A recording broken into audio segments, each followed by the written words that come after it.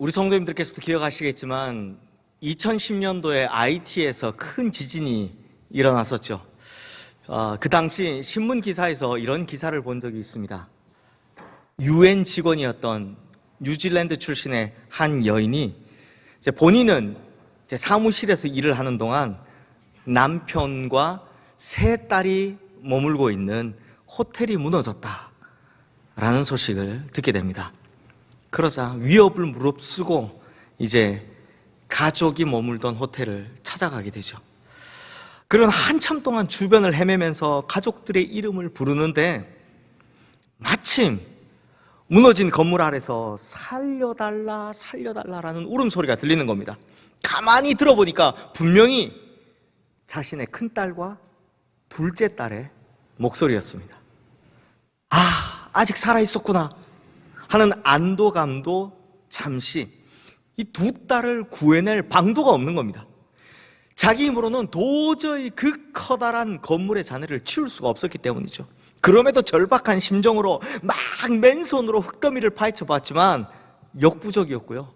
결국 그 사이에 두 딸은 숨지고 말았습니다. 그렇게 망연자실에 앉아 있는데 얼마 지나지 않아서 남편이 발견되었다라는 소식 또한 듣게 됩니다. 부랴부랴 그곳에 가보니까 남편 역시 잔해 속에서 숨진 채로 발견된 겁니다.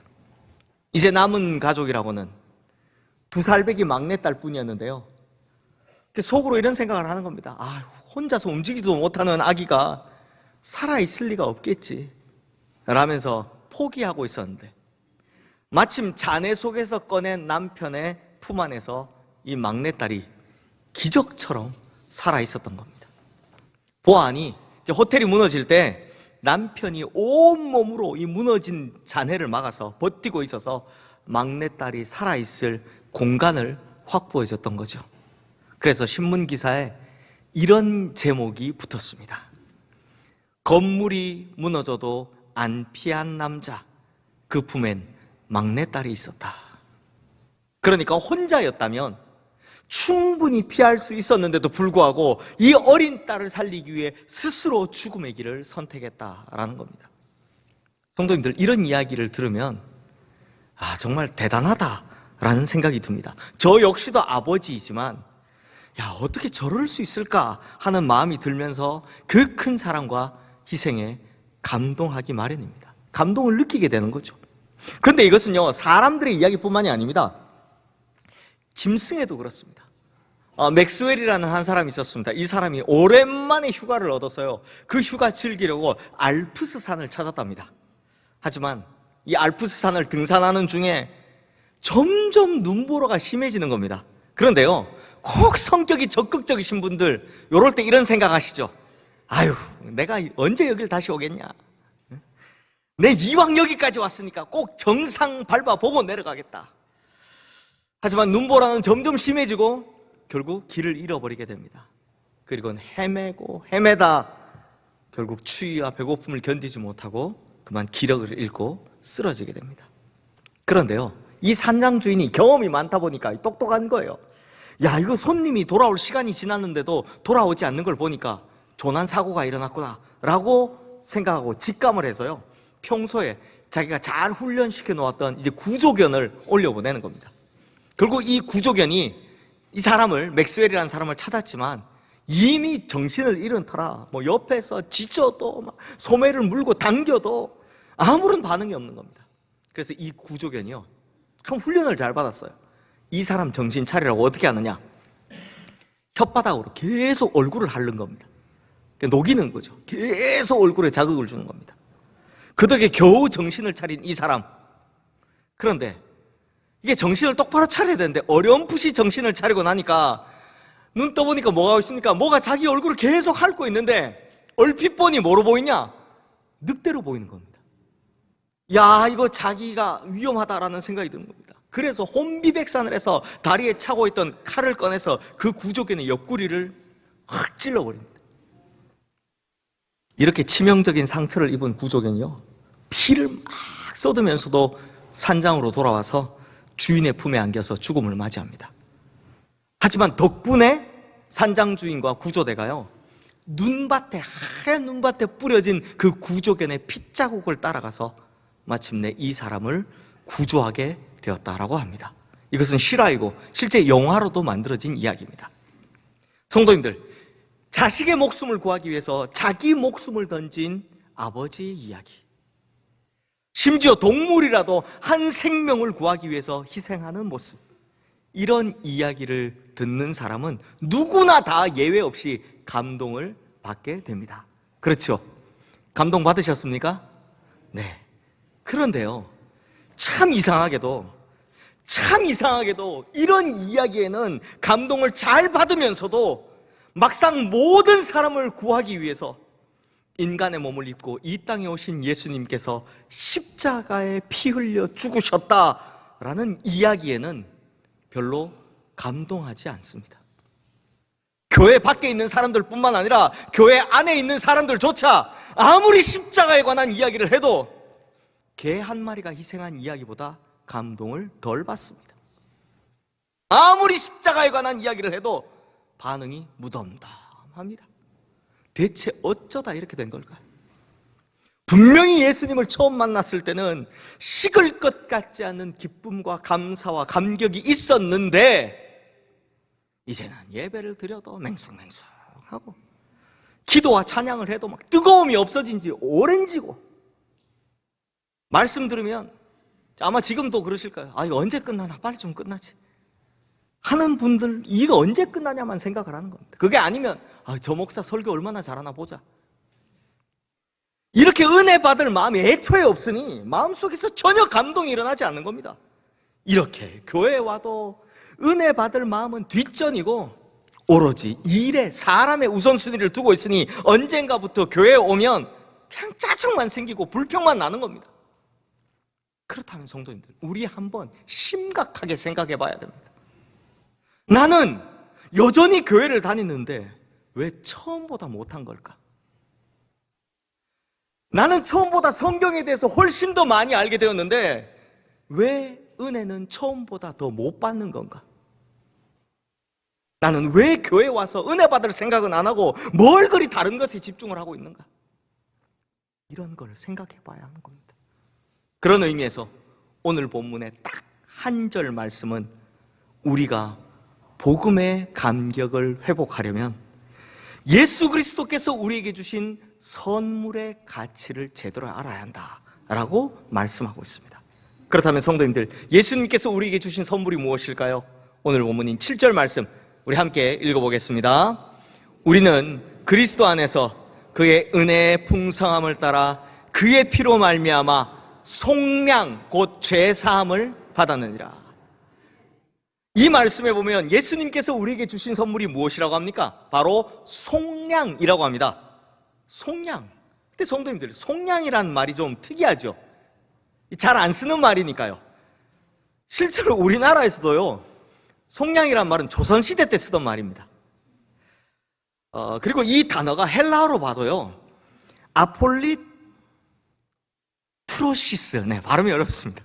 아폴리트로시스인데요, 이 단어는 성경 전체에서도 한 10번 정도밖에 나오지 않는 굉장히 특이한 단어입니다.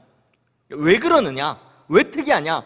성도님들, 혹시 속전이 무슨 뜻인지 아십니까? 속전 들어보셨습니까? 이제 조금 연세 있으신 분들은 확실히 고개를 끄덕끄덕 하시네요. 속전, 노예 제도가 있던 당시에 노예가 되는 것은 세 가지의 경우가 있었습니다.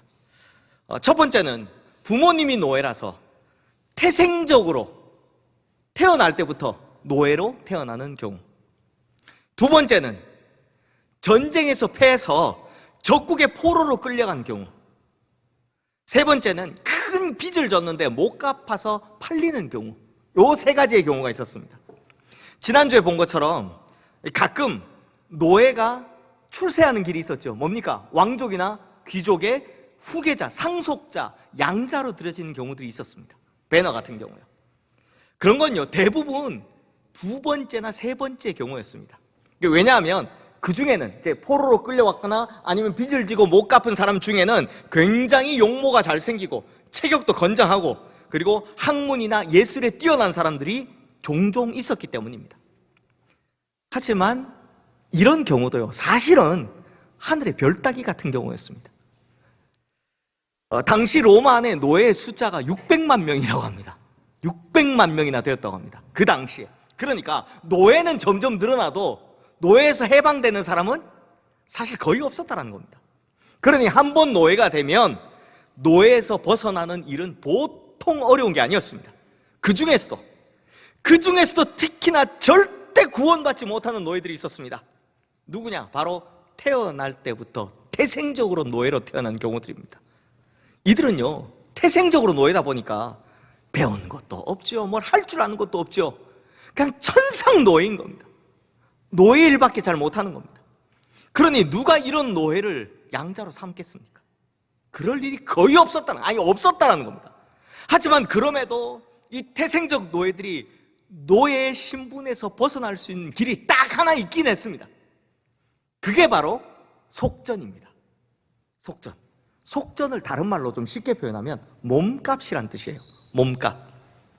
그러니까 누군가가 그 노예의 몸값을 지불하고 나서 그 사람의 노예 문서를 찢어버리거나 불태우는 겁니다. 이렇게 속전으로 노예가 해방돼서 자유를 얻을 때 이때 사용하는 단어가 바로 속량이라는 겁니다. 그런데요, 성도님들, 사실 어떤 정신 나간 사람이 그 큰 돈을 들여서 노예를 구원해 주겠습니까? 그래서 실제로는 거의 없었던 일, 아예 일어나지 않았던 일입니다.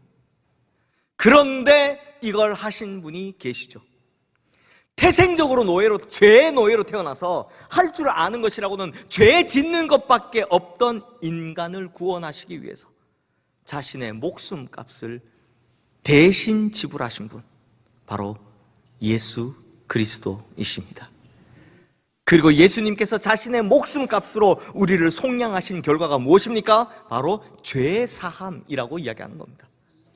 성도님들, 전 세계 유대인들이요, 가장 거룩한 날이라면서 지금 현재까지도 꼭 지키는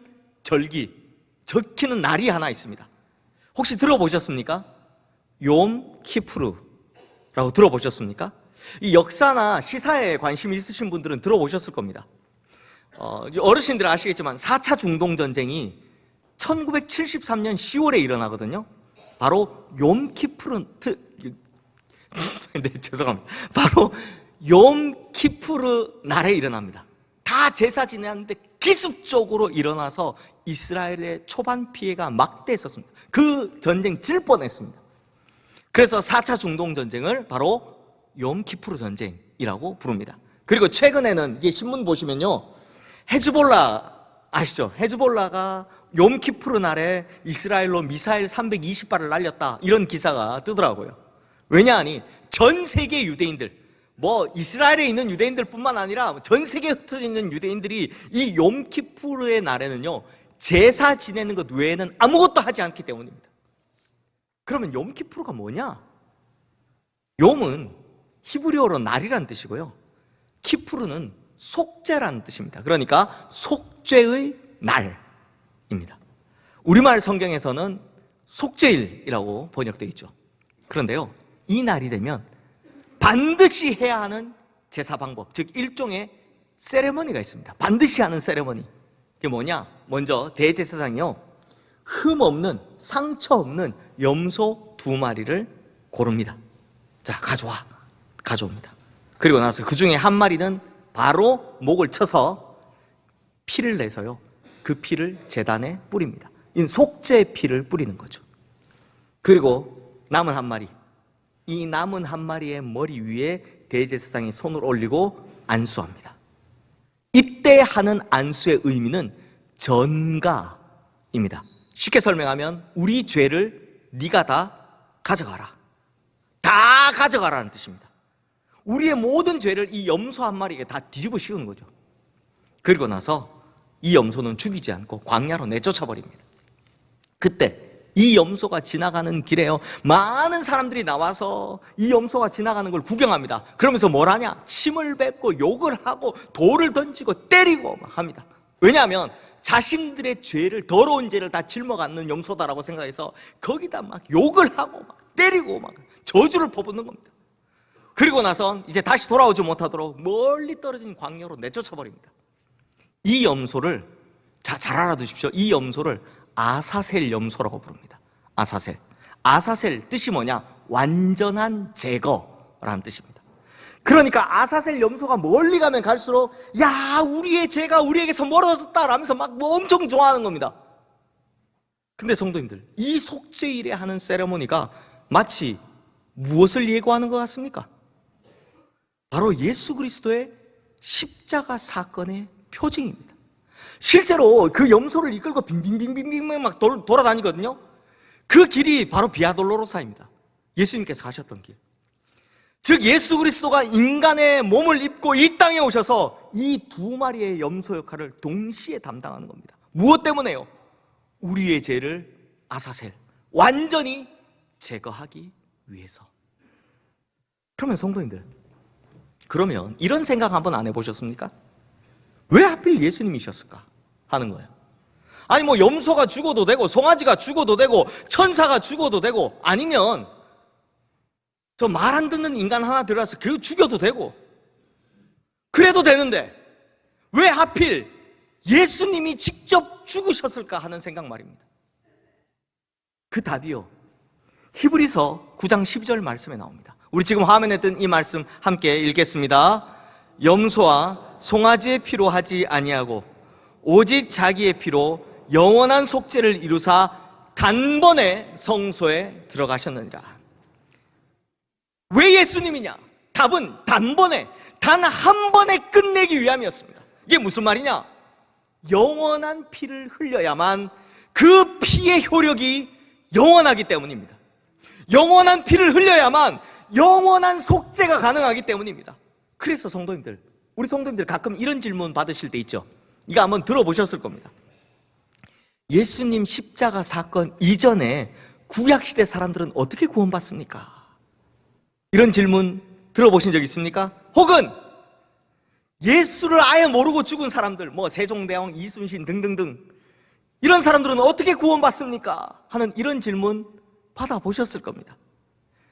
제가 여기에 대한 모든 대답을 다 하기엔 시간이 너무 오래 걸리니까 궁금하신 분들은 나중에 바이블 아카데미에서 예수 그리스도라는 과목이 개강하면 꼭 들으시고요. 지금 제가 간단하게 대답을 하면, 자, 성도님들 잘 들으십시오. 영원은 시간보다 크기 때문입니다. 이게 몰트만이라는 신학자가 가진 개념인데요.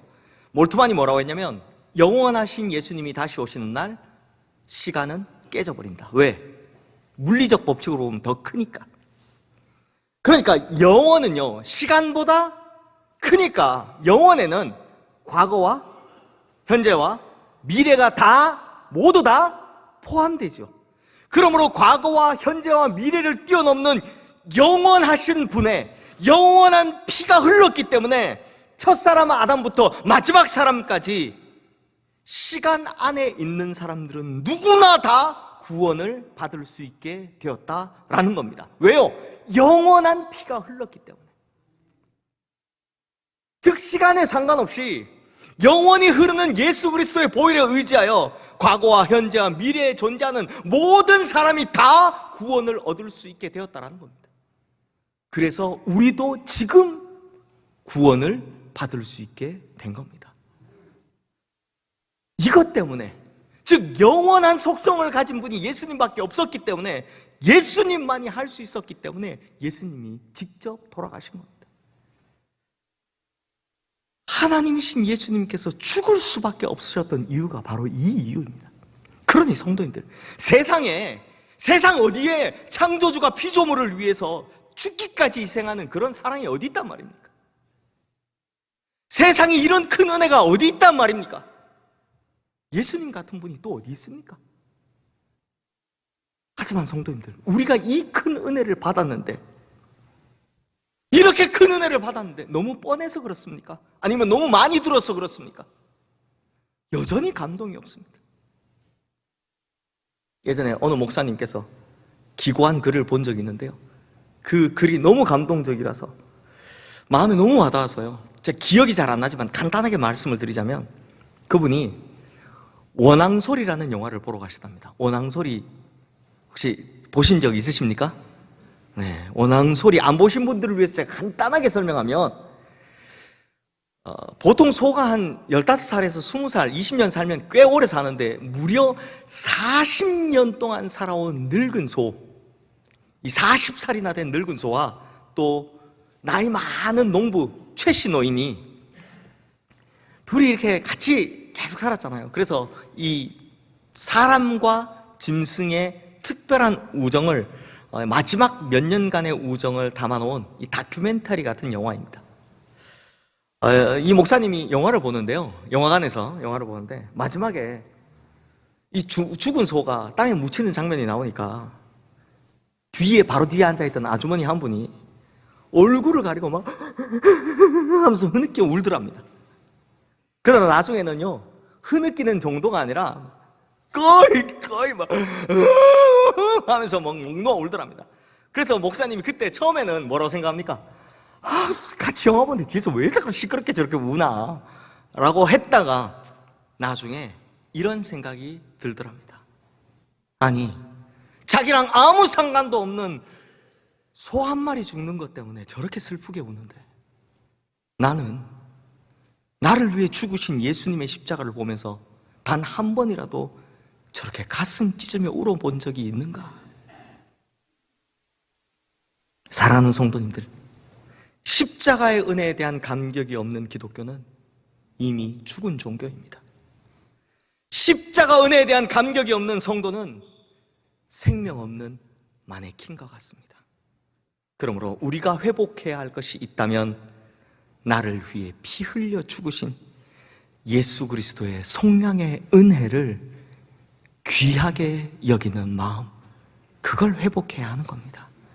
우리의 구주가 되신 예수 그리스도를 세상 그 무엇보다 귀하고 가치 있게 여기는 것, 이걸 회복해야 하는 겁니다. 성도님들, 너무나 잘 아는 것이고 너무나 많이 들어온 것이지만 이제 다시 예수 그리스도의 십자가를 바라보며 감격할 줄 아는 성도님들 되시기를, 감사할 줄 아는 성도님들 되시기를 주님의 이름으로 축원합니다. 그렇게 십자가를 향한 눈물이 회복되고 감격이 회복되면 우리의 생명력도 회복되게 될 줄로 믿습니다. 기도하겠습니다. 하나님 아버지, 예수님께서 이 땅에 오셨을 때 피리를 불어도 춤추지 않고 슬피 울어도 가슴을 치지 않는 세대를 보고 그렇게 안타까워하셨는데, 주님, 지금 우리가 그렇습니다. 십자가를 봐도 감격이 없고 은혜를 이야기해도 눈물이 말라버렸습니다. 찬송해도 기쁨을 느낄 수 없고 예배에도 감동을 느끼질 못합니다. 심지어 이제는 예수님의 죽음이 반려동물의 죽음마저도 못한 지경이 되어버렸습니다. 주님, 어찌하면 좋습니까? 이제 우리에게 복음의 감격을 다시 회복시켜 주시옵소서. 십자가의 은혜에 어쩔 줄 모르고 눈물을 흘리던 그 초심을 다시 회복시켜 주시옵소서. 그리하여 우리의 영혼이 다시 생명력을 얻고 우리의 영혼은 다시 기쁨과 즐거움을 찾고 우리의 신앙은 다시 굳건해지는 역사가 일어나게 하여 주시옵소서. 우리 주 예수 그리스도 이름으로 기도드리옵나이다. 아멘.